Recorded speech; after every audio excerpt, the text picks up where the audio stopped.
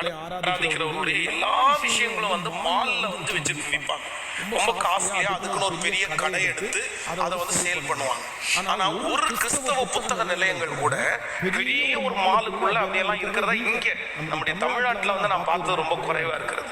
அதனால நான் அப்பெல்லாம் ஜெபம் பண்ணுவேன். ஏன்னா ஜனங்களுக்கு அந்த வாடகை கொடுத்து அவங்களுக்கு அந்த கடை நடத்துற அளவுக்கு வருமானங்கள் இல்லாம இருக்கும். ஒரு சின்ன கடையில் தான் நடத்த முடியும். ஏன்னா நம்ம வந்து 1000 ரூபாய் பைபிள் 100 ரூபாய் எக்ஸ்ட்ரா கட்ட கூட நம்ம வாங்க மாட்டோம். கொடுங்க பிரதர், ஒரு 200 ரூபாய் பைபிள் இருந்தா கொடுங்க அப்படின்னா சில மதத்தை பின்பற்றுறவங்க இருக்கிறதுலே காஸ்ட்லி கொடுங்க பிரதர் அப்படின்னு கேட்கிறவங்க கூட இருக்கா.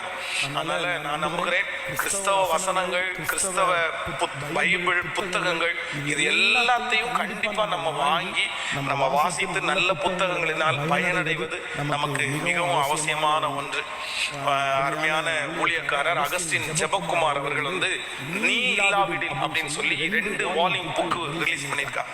நீ இல்லாவிடில் உண்மையிலே ஆண்டவருடைய பிள்ளைகளே ரொம்ப ஆச்சரியமான, ரொம்ப அவருடைய சாட்சியெல்லாம் வாசிக்கும் போது பாத்தீங்கன்னா அவ்வளவு நமக்கு வந்து ஆவிக்குரிய வாழ்க்கை பிரயோஜனமா இருக்கும். அதனால வாலிப தம்பிகள் தங்கச்சிங்க வந்து கண்டிப்பாக அப்படிப்பட்ட புத்தகங்களை நீங்கள் வாசிக்கணும். நான் அடிக்கடி உங்களுக்கு சொல்லியிருக்கிறேன், எழுப்புதல் தாமதிப்பது ஏன் அப்படின்னு ஒரு 10 ஆண்டுகளுக்கு முன்பாக ரிலீஸ் பண்ணப்பட்ட ஒரு புத்தகத்தை கையில எடுத்து ஒரு இரவு வந்து ஒரு 9 மணிக்கு மேல அந்த புத்தகத்தை எடுத்து சரி என்ன இருக்கு பார்க்கலாம் அப்படின்னு சொல்லி வாசிக்க ஆரம்பிச்சவன் அந்த புத்தகத்தை வாசிச்சு முடிச்சு அன்னைக்கு முழுக்க தூங்காம அந்த வாசிச்சு முடிச்சு அந்த புத்தகத்தை வைத்தேன்.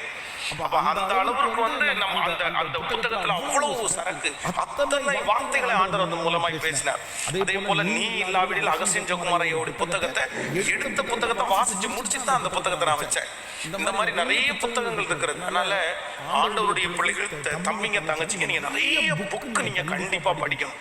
இது வந்து ஒரு பெரிய நாலேஜ். அப்படின்னா நல்ல புத்தகங்கள், நல்ல ஆவிக்குரிய புத்தகங்கள், நிறைய பேருடைய வாழ்க்கை சரித்திரம், தேவனுக்காக வாழ்ந்த பரிசுத்தவான்களுடைய அந்த புத்தகங்களை எல்லாம் நீங்க படிக்கிறது மிகவும் ஆசீர்வாதம்.